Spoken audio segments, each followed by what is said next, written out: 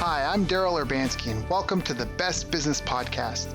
My mission is to help create 200 new multi-millionaire business owners. How? You'll do better when you know better. In my interviews, you'll hear from self-made millionaires, seven-figure business owners, authors, and world-class experts sharing how they did it so you can too, without experiencing the same obstacles they did. When your life and your business grow as a result of what you're about to discover, please call me and tell me about it. The number to leave a voicemail is 1-888-844-GROW. That's 1-888-844-4769. Long-distance charges may apply. Dial now to call me, connect, share your personal story of how my interviews have helped, or share your current challenges and frustrations so I can connect you with an appropriate course, coach, or help you if you connect. Now, if you like this interview, please share it with a friend you think will benefit.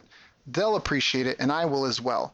You can also connect with me on social media. Look for Daryl Urbanski, D-A-R-Y-L, Urban Ski, U-R-B-A-N-S-K-I, and add me so we can be friends. Now sit back, relax, and enjoy what I've prepared for you right here, right now. Hello, everyone. Thank you for joining us. My name is Daryl Urbanski, your host as always, and today we're joined by a mind reader, a hypnotist, and collectively founders of an online software-as-a-service platform called ResponseSuite. ResponseSuite is a tool used to create surveys and improve your email marketing using personalized segmentation. I've asked them to join me here today to help us understand how we can use surveys better, plus improve our performance based on feedback we get from clients. So, Rob Temple and Kennedy, thank you for joining me. How are you two doing? We're great. Really excited to be here. Right. Had me breakfast. Feeling good. There we go. Yeah, for those who don't know, this is like attempt number 3 or 4 or something to get this interview. So we finally got it off to the races. Thank goodness. So ResponseSuite, you guys here, you're into email marketing, you're into surveys. Surveys are fantastic. It's one of the most tried and tested, proven methods to use as far as feedback anyways in marketing. I think the earliest reference is like, at least that I know of, is like 1906 or 1916. But before you guys even got into surveys, before you got even into email marketing, how did you get involved in business? Do you guys come from entrepreneurial families, or what did you? Yeah, is this your first business? How did you get started? So I think when I was like, I don't know, 10 years old, I was watching the TV and there was a magic show on television and I really enjoyed it. We used to sit down every Saturday night with my parents and we used to sit on the floor of my living room. We did have furniture. We weren't poor, but we had furniture, but we thought it was a treat to sit on the living room floor and have a takeaway every Saturday night. We used to watch this magic show on TV called the Paul Daniels Magic Show. And I loved the show. I never wanted to be a magician, but I loved the show.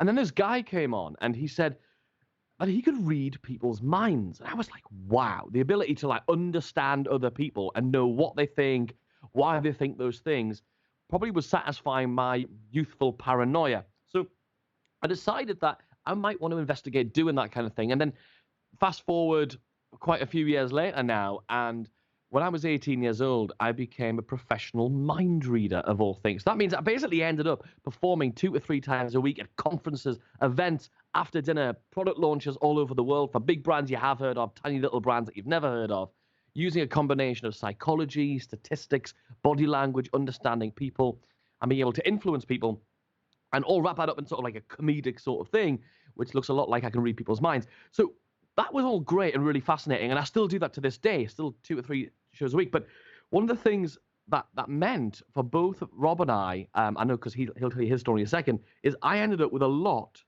of wasted or spare time. I basically spent a lot of time in airport departure lounges or on the train or in a plane or basically in a hotel waiting to go on stage or after a show having been on stage, and I'm just waiting for the next day to come where I can fly home or whatever it's going to be. So there's a lot of dead time, and I wanted something to do during that dead time. And that sort of brought me onto this idea of online marketing and making what they called back in the day passive income. And Rob, you've got sort of a similar story, haven't you? Yeah, so when I was a kid, I was about 4 and I saw a magician at a children's birthday party, not on the telly, but at a children's birthday party, and became obsessed with magic. I was a weird, shy, nerdy, nervous, terrified. You're still weird now. Terrified child who had no mates. Very similar to today. Anyway, and I basically, I became obsessed with magic, and that was it. I got a magic set. And the magic set actually was put out by Paul Daniels, the guy who had the TV show that Kennedy just mentioned, who's a household name here in the UK. So any British listeners will know who he is. And basically, I became obsessed with magic, started performing at every given chance. I was going to be a magician. That was going to be my job. I went to school and stuff, obviously, but I was going to, not Hogwarts, but I was going to leave that and be a magician. And then when I was 14, I saw a hypnotist do a comedy hypnosis show. And that was the coolest thing I'd ever seen. And I was like, Now, lots of magicians like branch out into other things, like juggling and ventriloquism and stuff. And hypnosis was just my thing. I was like, I need to learn that. So my dad paid that hypnotist to teach me how to do it. And I studied it for a couple of years, like between the ages of like 14 and 16. And then when I was 16, I started doing it semi-professionally alongside my exams at school. And then when I finished all of that stuff at 18, when most people here would go to uni or get a job, I basically said, right, I'm going to do this. My dad said, take a gap year and see if this entertainment thing works. So I did, and that was when I was 18, and I'm 31 now, so it's gone all right. But along the way, I moved to Greece, and I was performing summer seasons. So for like 8-9 months a year, I was in Greece performing for mostly British tourists who went out there on holiday. And I was doing between 6 and 11 shows a week. But again, like Kennedy, it just left me with loads of spare time during the day, sat around. I mean, it sounds lovely, sitting around the pool and sitting at pool bars and stuff in Greece, but I just had loads of spare time. I hate sitting in the sun because This needs something like to do. I just get bored. So I found this whole online business thing, and we both did it, living in different. I was in Greece, he was in the UK mostly, and we just both found this online marketing thing. We were mates anyway, but we just found this online marketing thing independently. And one day, after a few years of both doing it, we sort of touched base and sort of said, "What are you doing with this online stuff? What are you?" And we both built these online information product businesses. Kennedy had really started to pick up some traction with teaching entertainers how he was getting as many gigs as he was and making as much money as he was as an entertainer. I'd branched out into teaching hypnosis online and personal development stuff. So we both built these info product businesses and realized actually we're doing the same thing. We've got half of our life we're off performing at different events and whatever, and then half of our lives, most of our lives, we're sat running these online businesses. So it was really interesting that way. That's awesome. So what were some of the greatest challenges for you guys in figuring that out? I mean, sounds like you both found a passion early and you started figuring out how to do it as a career. And other people look to you in your industry for like, how are you doing this and making money on a consistent basis? What were some of the like milestones that you had to figure out along the way, like the challenges that you faced? I mean, a bit like you, Daryl, one of the things you do is you find ways of, you have to find a way to keep going when it gets really hard.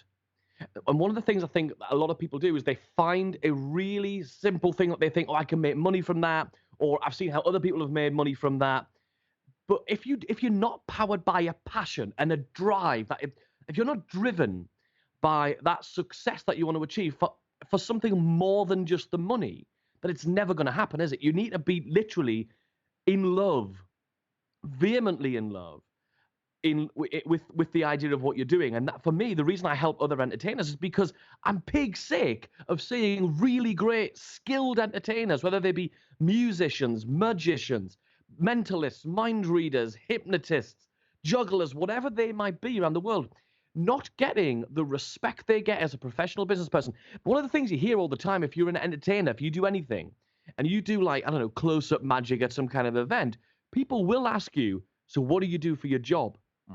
And that's a huge insult, isn't it? Because people don't take those people seriously. And that really frustrates people, that there are people not able to get a mortgage, not able to pay their way in life because in spite of the fact they are extremely skilled, they're really dedicated to their craft. And I decided, actually, that's not okay, because there's a lot of people who are much better than I am, who are not working as often as I am. And that just doesn't seem right. And you know the money's there in the entertainment industry. It's absolutely there.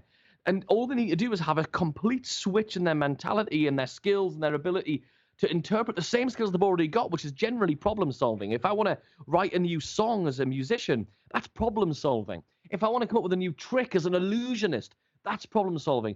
And all I want to do is show them how I've used the same skills that I use as a mentalist, as a mind reader, to book gigs, to build a brand, to get paid handsomely the way I should do, and to create a really nice lifestyle for myself and my family, and be able to rely on and scale myself to that way. So I think one of the biggest mistakes that people tend to make is they're not driven by an absolute passion. And I've done it. One of my online businesses was teaching people how to become better salespeople. I launched a program called Persuasion Masters. It doesn't exist anymore. So you can save yourself that Google search. But I decided to start teaching people how to be more influential and how to be more persuasive. And why did I do that? Because people said, hey, you do all this persuasion stuff. You should teach that persuasion stuff. You'll make a fortune. And over the course of 8 months, I made some really good money, probably some of the best money in the shortest space of time I've ever made in my life. But when it got hard, I got disinterested. And then when it got easy, I got even less interested. There was nothing driving me other than the money going, I'm making 100 grand a month. I'm making 100 grand this month. That's all fine. But frankly, it was boring. There was nothing challenging.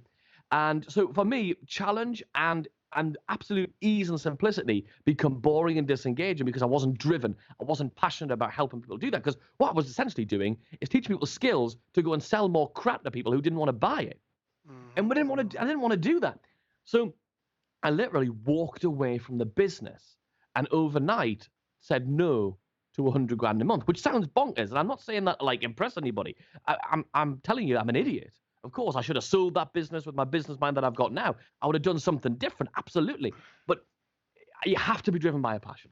Yeah. Well, at some point, the money's not enough, right? And so that's like persistence is a good thing because money isn't the end goal. Like for a lot of people, depending where they're at, they're like, oh yeah, I just need some money. But money is just an inanimate object. It's what you need the money for. And so the money is just a vehicle. It's like fuel for a plane. The goal of having an airline is not to get a lot of fuel. That's not it at all. It's to be able to take people from A to B. So you need that bigger mission. I know when I lived in Tokyo, I was making a ton of money too. And it was like you at one point, I was like, the money doesn't matter. Like I would pay somebody. At that point, I'm like, I would pay somebody so I didn't have to be here doing this. So I totally get that as well. Robert, how about you? And what were some of your big challenges? I think one of the things that I tried to do was to scale too fast without having systems in place.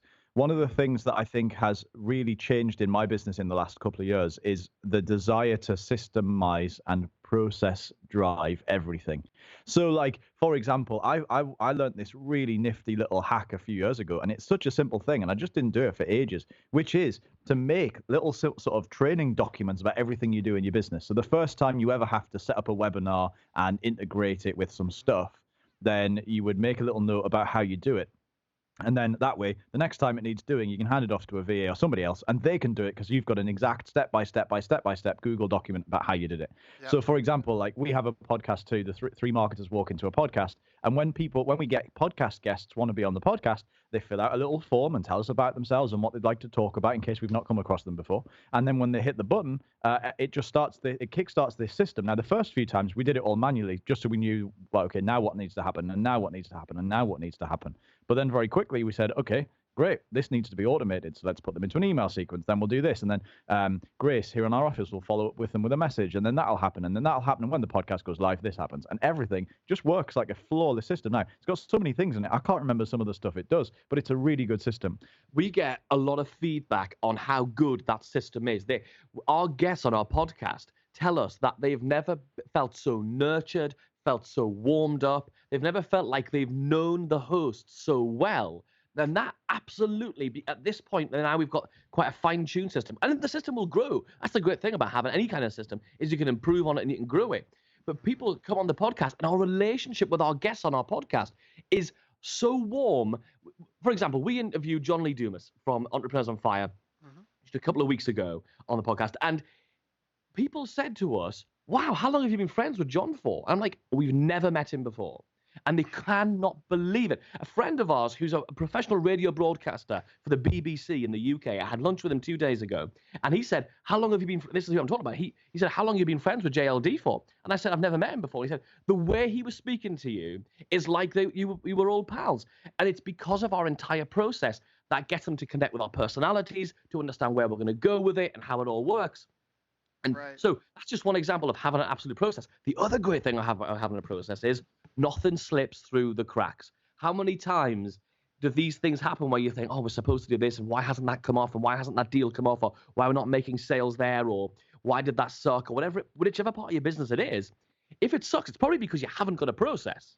In general, that's the overarching rule. If something sucks, you probably don't have a process. So I liked processes, but because they weren't They weren't set in stone. They weren't systemized. They weren't automated. I was trying to grow faster, but I was still having to do loads of manual things. And I struggled to outsource any of that stuff. I struggled to take a lot of the work off my plate because it required me to be doing it. And actually, it felt quicker to do that thing that takes an hour every day than it did to spend 3 hours one day teaching it to somebody else. Like, just this weird thing. I haven't got time to teach it to somebody else. I'm too busy doing it. And literally, it meant my business tried to scale faster than it could. And so I spent a lot of time where I was making loads of money, but I felt I was constantly chasing my tail and constantly putting out fires and stuff like that. And so for me, that was a really big thing. Another great thing I want to now we're getting all passionate about this whole process and putting processes in place because we're literally obsessed with it here at ResponseSuite. Like everything we do, we do JV webinars with affiliates, and we have like an automated process that we can set up a new affiliate with a complete webinar in like 3.5 minutes. And that's not an exaggeration. That's literally how long it takes us to do the pages, literally everything. The whole thing's done, right? Because we've got a process in place now. So, for example, and what another great thing about having processes in place is you then are creating products every time. So, for example, if you've got a process, one of the things that Rob and I have both done is we've run high-ticket coaching programs. So I've done one for performers, Rob's done one for entrepreneurs online. Yeah. And we've both been obsessed, independent, and we didn't know this until a few months ago. We've become both independently obsessed with how do you actually onboard people? How do you bring really good, highly qualified people onto your coaching program? And how do you bring lots of them on? And how do you not scare them off and get that fine balance between having? I mean, a lot of us use like application forms, for example, to bring people into our coaching program. So how do you ask a right number of questions, the right type of questions to attract the right kind of people, so you can like sort of persuade the tire kickers not to bother applying? How do you identify the tire kickers who do apply? And then how do you also attract the people who are going to be great for your program? And Rob and I were sitting down one day talking about it and said, this is the question I asked, this is the question you ask. And we started talking about the process that we go through to get these people onto our programs, whether you're, coaching whatever kind of person you're doing.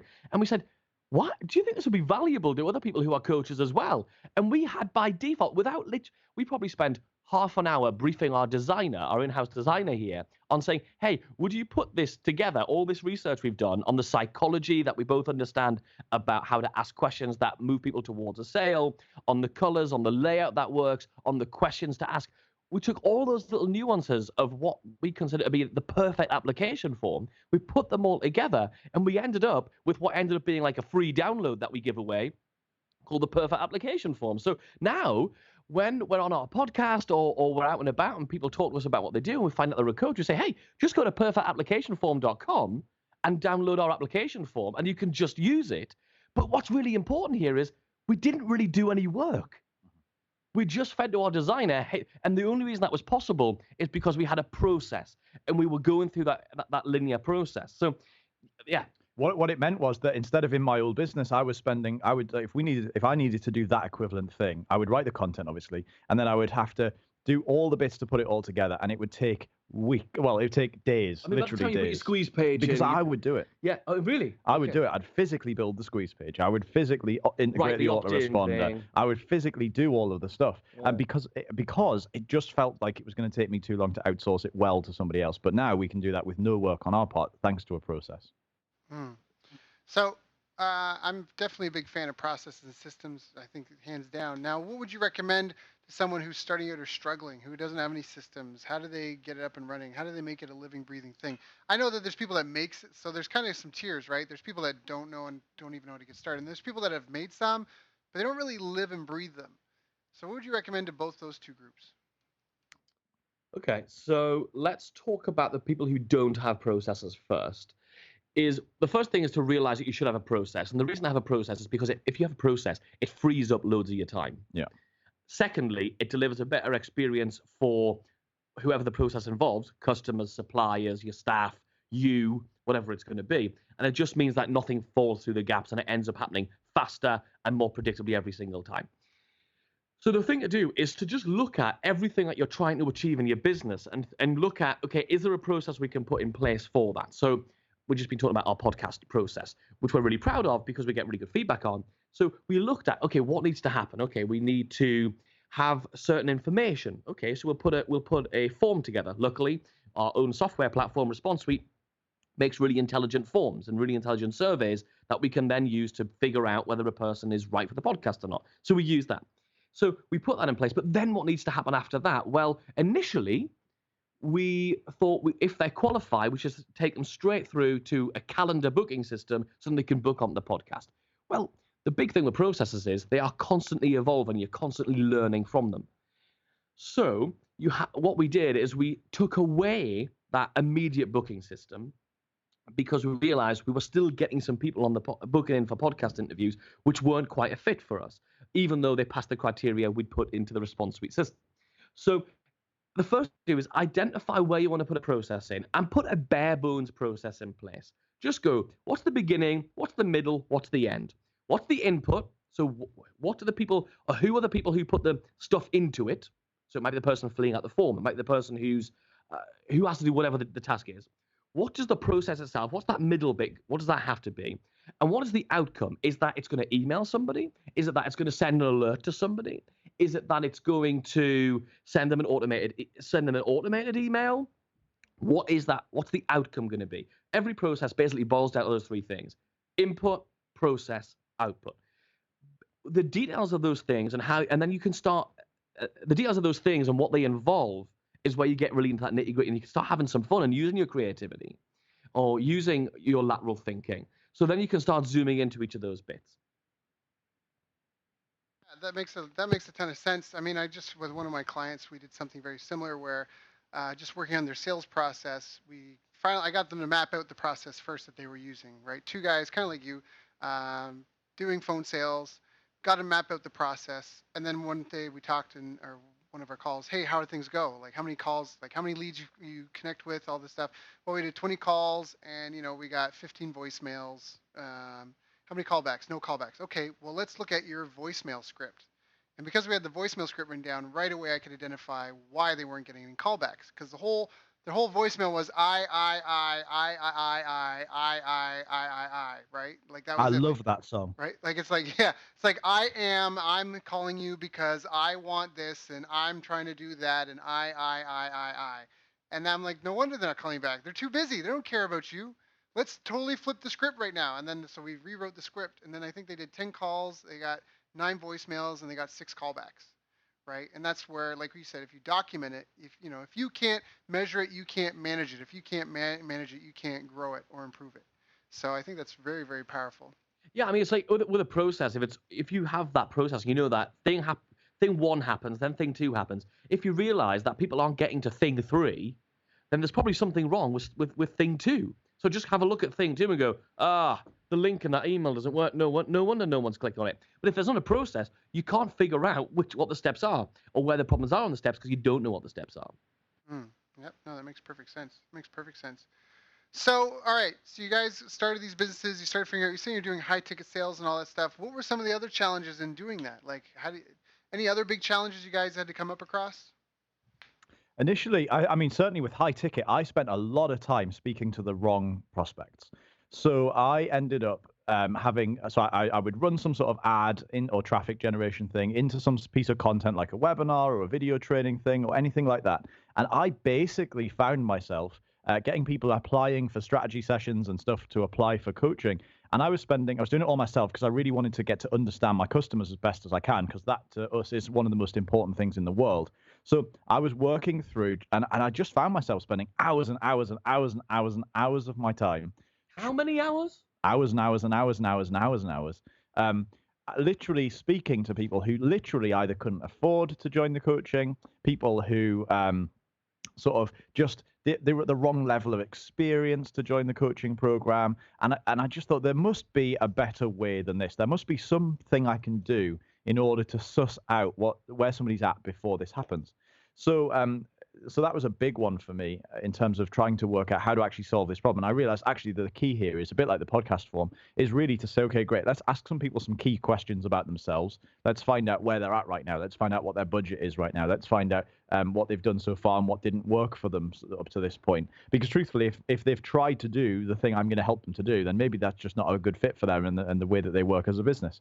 And likewise, if they've been, if they're an entrepreneur who's currently making $1 billion a day, they're currently making more than than me. So there's no point in working with them. So basically, I needed to sort of work out what are the key questions I need to ask in order to find out what these people want. And furthermore, more importantly, what do I do with all of the people who aren't qualified for the program? Because let's face it, there's always going to be more people who can't buy our stuff than can. There's always more people who don't have 10 grand than do.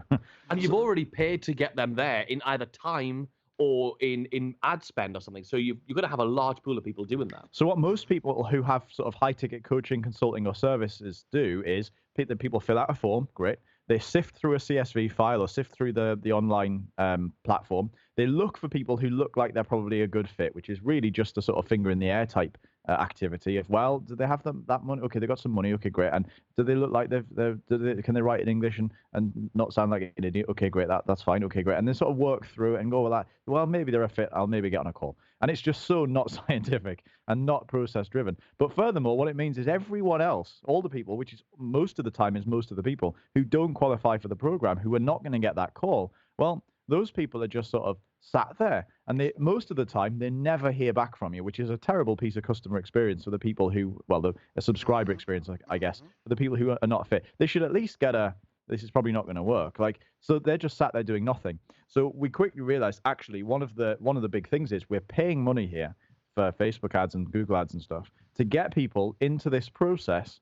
And then what's happening is most of them are just sitting and sort of rotting and dying, truthfully, in the bottom of this CSV file. So we realized, actually, what we really need to do is to take all of those people and put them into a sequence of emails and phone calls and text messages or webinars or whatever to sell them other stuff. Let's sell them stuff like, if they can't afford a $5,000 coaching program, they might be able to afford the $500 recordings of our recent seminar. They might be able to afford a $27 ebook. There's other stuff they can afford that's going to help them move forward and keep them going, keep them ticking over until maybe one day they can afford that coaching program. So for us, that was a big thing, was realizing lots of wasted time, and actually lots of as bad as wasted time is wasted opportunity, is having all those people sitting in the bottom of that thing. What's really interesting about those people, if they can't afford your $5,000 program right now, well, if they can afford the $500 thing right now, then now you've turned that person into a buyer, and there's a huge opportunity with buyers that's not available to us for people who are just mere subscribers who've never purchased from us yet. And what's great is once they become a buyer, you've got so much more ability to escalate them up through from the $500 thing to maybe a $2,000 thing. And then if you help them at that level to eventually buying that $500 thing. The problem is if you just discount everybody who can't afford your $5,000 thing, they're never going to become customers. And they become disenfranchised, your reputation drops, you're not helping anybody, you're not helping those people, and you're not escalating them, you're actually wasting that opportunity. I mean, just to put some actual numbers on that, I reckon, so I have a $5,000 coaching program, and I would estimate that around about probably 7 out of every 10 people who apply, when they ask what's your budget to invest in your business right now, they say $500. Now, initially, I used to get on the phone with them anyway, because I thought, well, maybe people are just saying that because it's one of the lowest options, and maybe they just don't want to, maybe they're keeping their cards close to their chests. But I'm really good at that sales process bit. I've become very good at making a close to the right customer on the phone. So in talking to them, I very quickly realized, actually, most of these people who say they've got $500, they genuinely only have $500. That's only at 500, yeah. that available to invest. And that means that, truthfully, at this point, they only have a tenth of the money. They actually need. They're 90% short of the money they need. Like, they're so far out. It's not like we could work out a payment plan. They are so far out from being able to afford. And I'm not in the game of selling people into debt or any of that nonsense. So if they just can't afford it, they're just not a fit. So I realized that actually, out of every 10 people who apply for the program, 70% of them could afford to give me $500. When you add those $500 up, that's a lot of money, right, every month. That would well and truly cover my ad spend by itself, which means that all of the actual coaching sales are 100% profit. At the minute, most people look at their high ticket coaching program and they say, well, it's $5,000 and people are paying that, and it costs me $1,000 in ad spend to get that customer, so I'm making $4,000 profit. Hang on a second. What if you could make back that $1,000 in ad spend by selling loads of other people the other stuff that you've got, the stuff that's cheaper, that takes no time to deliver because it's all automated, that you've got anyway, sitting on a shelf digitally. So suddenly all of your coaching stuff becomes 100% profit, and that makes a massive difference to your actual bottom line. Yeah, I think that's very, very well said. And I think it's also meeting the market where they're at, right? It's being realistic with where people are as opposed to trying to force a square peg into a round hole. Definitely. So now let's talk about this. So how are you guys segmenting people? So here's a story. Years and years and years ago, about 6 years ago, I had an email list in a really obscure niche. It only had a few thousand people on it because, like I said, it was a really small, obscure niche. And I wanted to run a survey to these people. And the idea was I would run a survey because I was sort of torn between what I wanted to create next. What was the next thing I'm going to create to sell these people? So they were all customers because they'd been acquired through a product launch. They were all customers. There were no subscribers. They'd all bought something. And I was like, I need to work out what is it that these people want. So basically, I put together a quick survey. I sent out the survey. And as soon as I hit send, it went out to these few thousand people. A bunch of people obviously open the emails, click the link, take the survey. It's only 3 or 4 questions. And then afterwards, I thought, oh, crap, I want to email this out again because obviously there's a bunch of people didn't take it yet, didn't open that email. So I want to send it again, but now I don't know who has taken it. So I can't segment those people out of it. So I was like, So I called Kennedy. I was like, this is the problem. Have you seen a workaround for this? And he was like, nope. Did you ask for their email address? And I said, nope. I said, so literally you just don't know who did it and who didn't. I was like, nope. So I was like, this is weird. Now, the other thing I did do is I took an old product that we had. It was the recordings of an old seminar, and I stuck it on the back of the survey, just so as an aside. So when people fill out the survey, it would immediately take them to a page where I would say, by the way, do you want to buy this thing? It's normally $997. You can have it for today for $397. Buy now. And interestingly, the conversions on that were much higher than they would be than I knew they would be if I just drove the traffic straight into the special offer page. So that was interesting. Come back to that in a bit. So I now had this problem where I now have to do the one thing I never wanted to do, which is to email a list saying, hey, if you haven't taken the survey yet, which is the most watery statement you can imagine, if you haven't taken the survey yet, make sure you do because it's really going to help you out. And so for a few days I did it, and the campaign went really well in terms of what it did. It got lots of people to take the survey. I was able to open up my emails and look at a pie chart of people who wanted different things, happy days, and it made some sales from the offer I put after the survey, which it turns out is a really great campaign. Literally just run a survey, stick an offer after it with a bonus or a discount, and it sells really, really well. So that was that. So now I looked at I brought up the pie chart and I looked at it. Basically, I can't give you the exact numbers because I can't remember what they were, but I'll round them to something that'll give you an idea. Basically, when I ran the survey, 40% of people, so you've got to try and picture this on a pie chart, 40% of people said that they wanted help with a specific thing. So let's imagine that this was in the business niche. It wasn't, but just to keep it round, let's imagine it was in the online business niche. And that way everyone will understand this. Let's imagine that 40% of people said they wanted help with driving traffic, right? So that's that segment. Then let's imagine that there's 30% of people, they say that they want help with creating a new product, right? So 40% said traffic, 30% said creating a new product. Now let's imagine that 20% said that they wanted help with writing sales copy. And then the last 10%, let's imagine that they wanted help with, I don't know, what else is there? Building funnels, the tech stuff. So building funnels, right? So now you've got 40% say one thing, 30% say another thing, 20% say another thing, and 10% say the last one. Now, that sounds great. What most marketers do, because this is like a standard thing, run a survey, find out what most people want, and then sell it to them. So this is roughly the results I got. When I looked at it, you would do what everyone does, which is say, well, most people want help with that one, in this case, driving traffic. I better make a traffic product. But actually, if you stop for a second and you look at that pie chart again, and I'm no maths genius, but after a minute of looking at it, I thought, hang on a minute, 40% of people want help with that thing, right? That's the largest individual segment, but it's not most of the list. Most of the list is the 60% who said they wanted help with a variety of other things. Now, over time, in looking back in retrospect, both me and Kennedy, both doing this, and our clients have found out that that is a really, really typical situation. It's very rare that you'll get 85% of your list want one thing and the balance only want the 15% want the other thing. It's really, really rare that happens. So most of the time, it's quite an even split. So that was a problem because I thought, well, now if I create that product, which is fine, and the plan was I was going to sell it to them, put the product together as an idea, as a proposal, sell it to them, and then make it once it was on sale. So I could start marketing it really quickly after the survey. So I was ready to like map out the product and send out some emails to promote it. But when I looked at it, I thought, hang on a minute, I can't do this because I'm now going to email 60%. I'm going to email 100% of my list about a thing that only 40% of them wanted, right? But that made more sense than emailing any of the other three because they were even smaller segments. And that means that 60% of my list are going to get emails about a thing they've just told me they didn't want.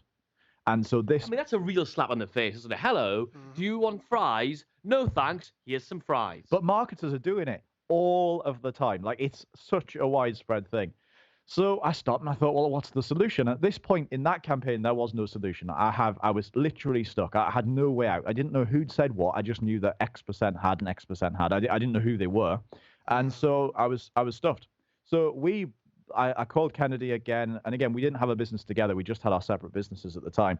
And I was like, I mean, what's the solution? So between us, we brainstormed. Well, first of all, you have to ask them for their email address in the survey. That's fairly easy. Great, I can do that. Then you have to segment those people based on the stuff they've told you. So at the time, it was a very linear segmentation. It was literally, I'm asking a few questions. And the questions were things like, what do you want help with? How do you like to learn? How much can you afford? And then what's your email address? So I was like, okay, great. So I can segment people based on what they've said they're interested in. How do you do that? Okay, so will you download a CSV file from the survey after everyone's taken it? And then you segment it into different CSV files by sorting it and splitting it and copying and pasting and stuff. And you can imagine how fun this is. And then you save the CSV files. So you'd save one as traffic, and you'd save one as product creation, and one as sales copy or whatever. And then you upload them back into your autoresponder, back into your email marketing software. I was using Aweber at the time, and they are and still are, like most autoresponders are, very dodgy about people uploading, and understandably, about people uploading lists. Like you can do it, but they like look at you a bit funny. So yeah, upload the CSV files. And literally, it got to a point where we realized two things. First of all, this campaign is fundamentally at its core so effective that everyone who comes into your business needs to go through this campaign. And this applies to every business. Everyone who comes into any business should be surveyed to find out exactly what they want and how to do it, and should be segmented. So what that meant was putting this into an automated sequence that goes out to every customer who comes in, sending them a survey. And then every single day, talking about processes, every single day, me or a VA or somebody would have to download the CSV files, sort them out, re-upload them, and then upload them every single day. Now, I don't know about you, Daryl, but if you have to do that every single day, two things happen. First of all, people start to fall through the cracks, no matter how religiously you do it. And secondly, it is the most boring thing on earth. Profitable, but the most boring thing you can possibly imagine. It's boring, but what we did realize is it's so profitable, and we increased our retention rate of subscribers. So basically our unsubscribe rate dropped through the floor. It's worth doing, and that's because one of the people say, oh, you know, people, why do people unsubscribe? And they say, oh, it's because they get too many emails. Okay, let me give you an example. Yeah, if no, I that's was not getting true. an email, They're just getting talked, like they unsubscribe because you're talking about something they don't care about. absolutely, mate. Absolutely. That's the exact reason. Because let's be honest, if I was getting an email every hour from a hot woman, I would not be unsubscribing. Because I'd be getting an email from somebody I want to hear from, right? Whereas if I'm getting an email about stuff I don't care about, even if it's once a year, I'm unsubscribing to it. So it's not about the volume of email, it's about the relevance of email. And because you're segmenting people based on the survey results, you are only sending them emails about stuff they care about and want help with. We have this thing. We talk about how blanket marketing or send to all marketing is dead. Instead, we go for this thing called mass personalization, where you send people the exact relevant offers, and it means they stick around for longer and they stay engaged. They keep opening your emails because they know every time they open your email, you're going to be talking to them about something they care about, rather than stuff they don't care about. Well, and So the evolution of that eventually is like I had my martial arts school, and I did something similar to that where we would, this is years ago now, where we would ask them like, what's your number one interest in training? Is it to lose weight, get in shape, learn self-defense? Like, what was it? And exactly like that, we would put them into a bucket, send them emails, right? And based on exactly what their answer was. But I think what eventually happens is if for people that pay attention, you start to notice your lifetime customer value. This is one of the things that makes it really critically important. Even we talked about optimizing processes and systems in your business and how effective that can be. Because what you start doing is like, it's this concept that if you're for everybody, you're for nobody. And so what happens is as you start optimizing into segments, right? Maybe you find out you have 3 buckets or 3 groups that you put people into, right? What you'll find if you track and pay attention is that one of these groups lends themselves to buying more of your stuff or needing more help right, that you can help them with than others, and being worth more your time. And so all of a sudden, if you revamp your entire business to become all about that, now your survey becomes micro niched, where, like if I'm like, if, again, just use the martial arts example, like what's your number one reason for training? You want to learn self-defense? Do you want to compete? Like what's the goal? And people are like, oh, I just want to stay active. Oh, okay, so now I realize that the purpose of my gym is really about being active, and that will refine how, like, what sort of events I invite my group, like what sort of customer events I plan, what sort of businesses I partner with, right? Like all this sort of stuff kind of optimizes based on sort of the 80-20, because every business has that, right? Anytime you get a group of people, there's always going to be an 80-20 that's present. So you might find lots of different niches. And like what you said in the beginning, what you realize is that there might be 40% of your list is interested in X, but the rest aren't. And if you optimize everything, you optimize your ad, you optimize, right, like the page. And if you're talking about online business, even if this is just an offline business, you have a restaurant, you start surveying and figuring out what type of people come through, and you realize that, oh, families are coming through. And why are they coming through? They're coming through because they don't have time, right, or to cook and to clean at home. So suddenly you start updating your restaurant to have more family spaces, to have more, right, family friendly things, family meals, family specials. You start partnering, and dinner and a movie for mom and dad that partners with this, this, what, maybe with a martial arts school, and the kids will do a karate class or whatever, right, when the parents are off to see a movie or do something else. And that just allows you to become like I don't want to say magnetic, but just incredibly attractive to your ideal target market, because you're for them, you're about them. People don't buy shoes, they buy a walking shoe, they buy a hiking shoe, they buy a camping shoe, right? They buy a dress shoe, they buy, mountain climbing shoes. It's a Go on. specific How many shoes can you think of? right? I know. I think they got it already. Especially if I have a mind reader on the call. I'm pretty sure he got it after I said the first one, But right? and Daryl, that's the reason you've been kicking ass for so long, and that's why you're the man, because you get that about that whole personalization thing, about people buying not only different stuff, but they're buying it for different reasons. Going back to the fitness example, like I used to be involved in a fitness business which we were scaling, and the reason people come along to like outdoor boot camps, for example, as one of the products, you might think, oh well, it's just people who want to lose weight. No, there's some people who do want to lose weight. There's other people who are training for a special event. Some people are in recovery, and the way you deal with those people, the way you entice them to come along, the way you nurture them through the difficult stuff, is entirely astronomically different, isn't it? Yeah. Yeah. Oh yeah, hands down, hands down. And this is something that so many businesses, I mean, they're going to get slaughtered in a lot of ways if you're not doing this sort of thing, because it's in today's world there's so much noise. It's all about being hyper responsive. It's all about, or hyper relevant and hyper responsive. And so that's two things that are incredibly powerful. Yeah, and all of this is the exact reason that we had to found ResponseSuite. We had, because we needed to be able to do this, but we could not find a survey platform that allowed you to integrate with your email marketing system that in ways that we needed to, so that based on each response that people make, if they choose, hey, I want to do this because I want to lose weight, that you could put them onto a different list or tag them differently or whatever, automatically based on the responses, without having to do this manual labor. We could definitely see, as we've said, and I'm sure we all agree, because we're all, we're smart people here. We know that manual labor of downloading that CSV file and doing all the sorting and re-uploading them was definitely worth it, because the return was incredible. Mm-hmm. But doing that every day, people do fall through the cracks, and it's bloody boring, right? Mm-hmm. So we were like, how do we automate it? So one, we can save some of our time, but two, so people can't fall through the cracks, and they're automatically immediately put onto the right list. So they start seeing offers immediately. And that's one of the reasons we had to found ResponseSuite, and we had to develop it, because we needed it for ourselves so we could actually do that. So now when someone joins our list in any of our businesses, one of the very first things we do is we have a thing called a getting to know you sequence, where we warm people up and get them to know us, but we also want to get them to get to know them. And the way we do that is by saying, by the way, we'd love to find out how we can help you best. Here's a survey, go and take it.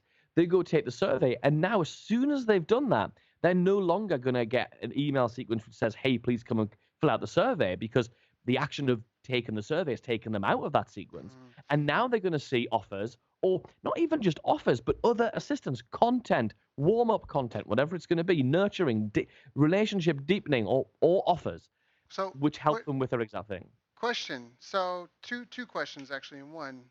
First one is, how long does your getting to know your sequence last? Is it 21 days or less? And the second one is, how many data points do you pivot off of?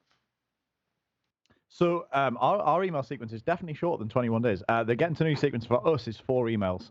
So the first one that goes out to deliver the thing they've probably given their email address for, that doesn't count. So let's imagine somebody puts their name and email address in for a free report, or they register for a webinar or something.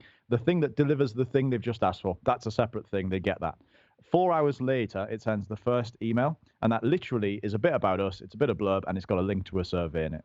And then basically what happens is the next email goes out. Now, these 4 emails, one thing that we will say is actually the way we do it now, these 4 emails go out to everybody, but we stop mentioning the survey in the emails once they've taken it. So we use a thing called conditional content. Some email service providers can do it. Email marketing solutions can do it.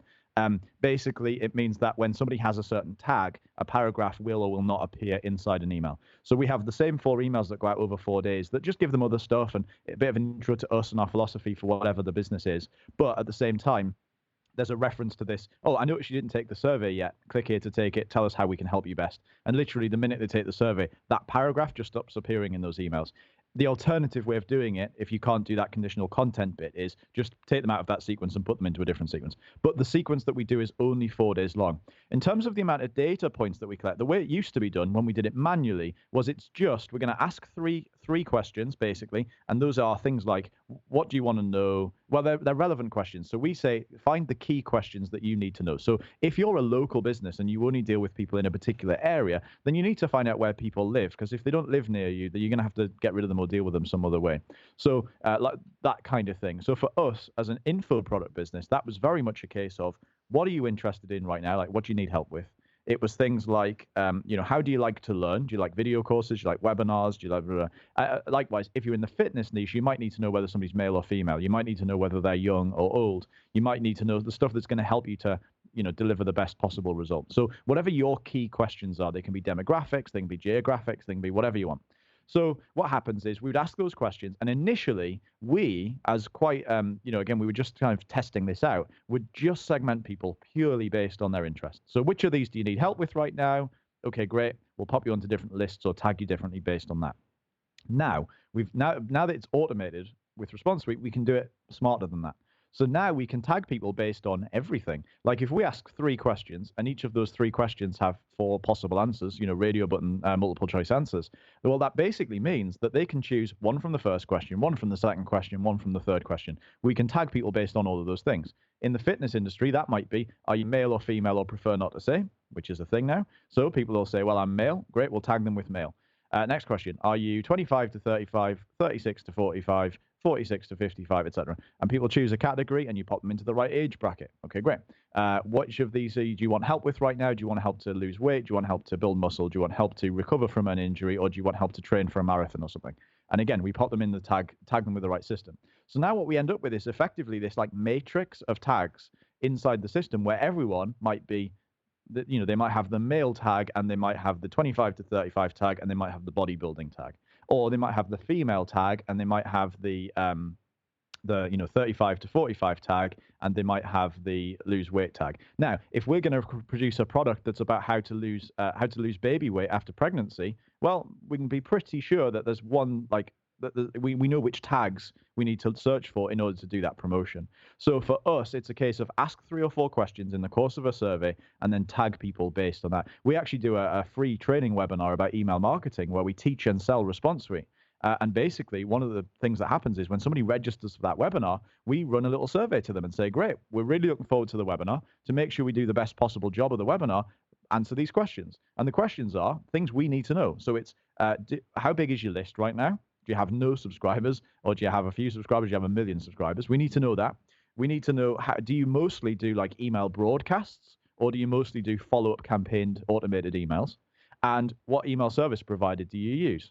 And we need to know those things, because if you use ActiveCampaign, we can teach you some ninja stuff you can only do with ActiveCampaign. But if you use Infusionsoft, we can teach you some ninja stuff you can only do with Infusionsoft by using ResponseSuite. So how we use it with different platforms is different. So that stuff's really important for us to know. If you're an ActiveCampaign user, and ActiveCampaign release a new feature that works really well with ResponseSuite, we can just tell you about it. So we wanted to get that matrix of information. So when someone fills out that survey, So you would fill it out. You'd say, okay, name, Daryl, email address, whatever your email address is. Question 1, this, question 2, this, question 3, this. We now know that you have a list of X. We know that you mostly do broadcast emails, and we know that actually we're probably going to switch you over to mostly doing campaigns because that's one of the things we do. Okay, great. So we need to do that piece of education for you. And so this works really nicely in terms of being able to make sure that we have this matrix information. Incidentally, little sub tip: if you do the webinar thing we just talked about, what that means is the show up sequence that you send out. So the emails that go out between somebody registering for a webinar and attending a webinar can be different based on what they've chosen. So either a different sequence altogether, or you can just include some different paragraphs using that conditional content. So for example, we would ask, actually one of the questions I forgot, there's a fourth question, which is, what's your biggest challenge with email marketing right now? And it's things like getting click-throughs, getting opens, decreasing unsubscribes, etc.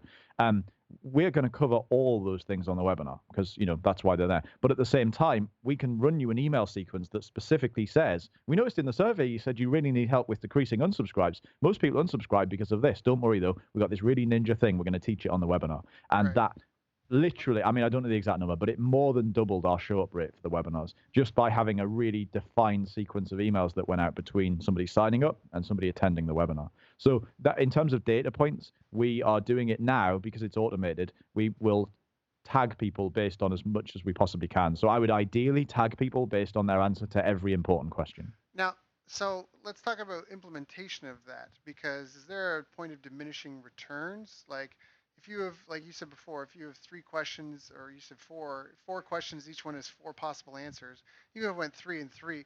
It's a lot of emails to write for each. So how do you easily customize each of those? So basically, the way that it tends to work is that for the most part, the thing that you sell people immediately. So one of the big advantages of the way that we do things is that it gets you a faster return on investment. That was one of the big goals. So we live in a world where nobody can deny acquiring subscribers, acquiring traffic, etc., is getting more and more complicated. It's getting more and more difficult. It's getting more and more expensive. And getting a return on investment from those people is getting more difficult as well. And so one of the major reasons for that is that we're all doing the same thing. We give away a free report, for example. Somebody puts their name and email address in, and then on the next thing that happens is we sell them something that is sort of a rough guess as to what they might want based on the thing they just asked for. So you asked for this free report, and therefore you probably want help with this. But that's really just a guess at best. And it's better to have it there than not to have it there, admittedly, because you're going to pick up some money. But it's not perfect. And therefore, people are finding it harder and harder to get a return on investment with that. We all know that to be true. So one of the things that we really want to use ResponseSuite for is and this survey thing, is to get a return on investment faster. So there's 2 things that we do. First of all, as soon as somebody fills out the survey, big tip, take them to a different page straight afterwards where you sell them the thing they've just asked for. What's great about that is that's being done without any emails or anything at all. Like literally, it's just a case of fill out this thing and then instantly land on a page where you sell them the right product. So for example, if you said, what in the survey, I really need help with increasing my open rate, then on the thank you page, as soon as they hit submit on the survey, you might have a really cool $7 product. I'm just making the price up. $7 product, which is about 52 amazing subject lines that quadruple your open rates on your emails. That's an exact solution which helps them overcome the problem they've just told you. So you've got an immediate solution to the problem. That helps you liquidate that investment you've made in traffic, which means you can buy more traffic. So that's a really nice way to use it without actually having to write the extra emails. And we'd 100% recommend that you do that. Now, in terms of the email bit itself, what we don't suggest you do is to say, okay, great. Well, there's 4 questions and each of them has 4 answers. That's 16 potential tags people could have. And therefore, I need to create 16 different products, blah, blah, blah, or whatever the numbers are on Maths Whiz to make it all work. We're not suggesting that you create new products to make sure you fulfill every single combination of every single tag. The key really is to make sure that you take the products you've already got, the stuff that you're already creating, or the stuff you want to create anyway, the stuff that you know your market needs, and the stuff that you know you can serve your market with. Because at the end of the day, we should only be creating stuff, obviously, that we can actually do, the stuff that's actually going to be good. There's stuff my list probably want that I just can't help them with because I don't have the skills to do that. So we don't want to be creating stuff we don't have the skills to serve them with, obviously. But I want to create the stuff that I want to take the stuff I do have the skills to serve my audience with and make sure I put it in front of the right people. So the key is to take the products you've already got or the products that you're already planning to create anyway, and you ask the questions that you need to ask in order to put people into the sequence to sell them those products. So what we tend to do is the way that a lot of businesses work is somebody will opt in for a thing, they'll join your list, they'll register for a webinar, and then they'll go into an automated sequence where you sell them one thing over the course of, say, 5 emails, right? And then they get to the end of that sequence, and then they go, okay, great. Well, they did or didn't buy that. Now let's put them in the next sequence, and they go through that, and then they do or don't buy it, and then they go into the next sequence. And effectively, what that means is if you've got 4 products, and you're sending 5 emails for each one, and that's quite a conservative number. If somebody wants the product that happens to be 4th in your sequence, they've got to go through like 15 plus emails in order to get to the one that they actually want. 20 plus emails in order to get to the one that they actually wanted. Like it's within that last batch of emails that they're going to actually start receiving. And most people will have unsubscribed by then. So what we would recommend that you do, and this is a really simple shift, is to take those follow-up sequences that most people have that go out one after the other and just stack them. So they all go out at the same time, but only to the relevant people. So somebody fills out a form, somebody fills out your survey, and then they go into the email sequence that sells them the thing they've just asked for. So while some people are going through the first sequence, other people are going through the 5th sequence all at exactly the same time. And again, it's all about shortening that return on investment. Now, from that point forward, so that there's really no extra work there to do than what most people will already have set up. You just have to have a follow-up sequence of emails for each of the products that you sell, not each of the tags that you've got or each of the systems that you've got. So that's really cool. But then after that, the place where this tagging really comes into play is whenever you're opening a new program, whenever you're doing something new, is that you're going to stop doing this blanket broadcast send to all marketing. You're going to log in and use those tags in order to pull up a search of people who are perfect for the thing you're sending right now, which means that people only receive offers that are relevant to them. They only receive offers that they can actually invest in, that are actually going to help them right now. Got it. Well, guys, this is a ton of great information. You know, there was something you said in there that I want to make sure we get out. If people want to check out that webinar, where do they go? The webinar right now is just being done as private promotions. So, but we actually have put something special together just for you, Daryl. So one of the things we do, obviously, ResponseSuite's our favorite thing. We created it because out of a need, because we actually needed to use it. But obviously, in creating it, it's a really expensive thing to do. And we realized, actually, do you know what? A, we should sell this, and B, other people probably need this too. And then we realized other people definitely need this too. So we put it together and made it into a software solution we're so proud of, all built up here in the lovely, cool northeast of England. And basically, we've put together a thing for your listeners, which is basically if you want to grab a 14-day free trial of the software and actually try it out. And on top of that, we'll give you a 4-part training series that we did called the Survey Marketing Masterclass, where we basically teach 8 different implementations of surveys within marketing. So that's surveys within email marketing, surveys within webinars, surveys within membership sites and recurring sites, surveys within high-ticket applications. And they're all based around the idea of increasing your profitability, increasing your lifetime customer value, and shortening that time to get your return on investment for your ad spend. Now, when we did the program, it was $497, but we'd like to give that to your listeners for free. Just for taking the trial. And also like a free onboarding call with us. It's not like it's with somebody on our team. It's literally with me or Kennedy. We'll just jump on the call with you and we'll literally spend an hour building it out for you in your business. Like we'll help you put the emails in place and make sure that it makes sense. Because the way you use this software is going to vary from business to business. For some people, it's going to be best to use it in a membership site. For some people, it's going to be best to use it as part of an application form. And the reason we're doing these onboarding calls is because we're not in the business of just selling useless, empty, vacant accounts that people aren't using. That's not what we want to do. We genuinely want to completely transform the way people do email marketing to make sure that we all start getting more relevant, more interesting emails. And the only way to do that is by using this kind of system. So that's the reason we want to help you do it. So we actually start using it and start getting results from it, because that means you're going to become a long-term customer of ours, but also you're going to start building your business. And the way you get to this special deal we've put together to get the Survey Marketing Masterclass, the 14-day free trial, and the onboarding call is don't go to ResponseSuite.com to get that, because you just have to get the normal deal. But if you go to ResponseSuiteDeal.com/best, ResponseSuiteDeal.com/best, and you sign up there, you'll be able to take advantage of that special offer. Perfect. All right. So anyone that's interested in this and wants to take a look, you can go to ResponseSuiteDeal.com/best.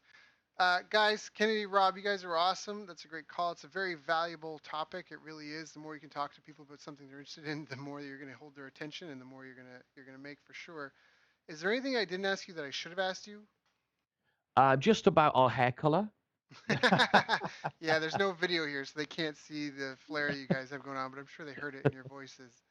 You guys are awesome. Thank you for coming and sharing with us and helping enlighten everybody on such an important topic. Even Oh, remind me. absolutely our pleasure. I mean, Yeah, do you know what it is, actually? We'd love to know how you felt about this episode and the stuff that we shared. And obviously, Daryl does such a great job. He has like the best guests ever and shares so much amazing stuff. And honestly, it's an honor for us to be part of this. So we'd love to know what you felt about it. And we thought of a really fun way to share this. So be brave and do this because we've got to make change to make things happen, right? So we would love you to tweet us, And this is everybody listening. every single person, tweet us with a photo of your face which expresses how you felt about this episode and the things you're going to do, and tweet us at ResponseSuite with a photo of your face showing us how you feel about this episode. that's a great idea. I love that, guys. Awesome. Thank you guys so much for being a part of the show.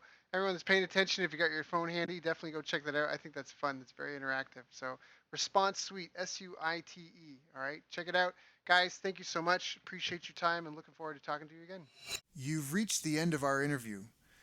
Now, first, let me thank you for listening. I appreciate and respect you more than you'll ever know. And now I'd like to ask you a couple of questions. First, what 3 lessons did you just learn? What 3 aha moments just jumped out at you? Second, what can you implement for yourself and your business in the next 24 hours? Third, what can you give to someone else to help you with, or give to them to just do it for you? Whatever it is, remember taking action is the secret sauce to results. Now, if you think this interview would be helpful for a friend, please give them a link to it. It'll help them and it'll help me too. I'd also like to invite you to help me find out more about the challenges you're facing, your dreams, your goals, and how I can help you overcome what's holding you back. We both do better when we know better, and your success is my success. So please reach out and interact.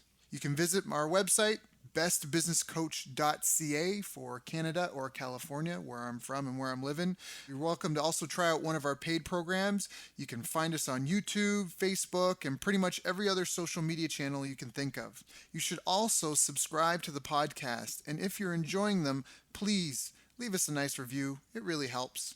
That's all for now. Once again, thank you. Take care of yourself, and remember, the world needs the best business you can build. And I believe in you.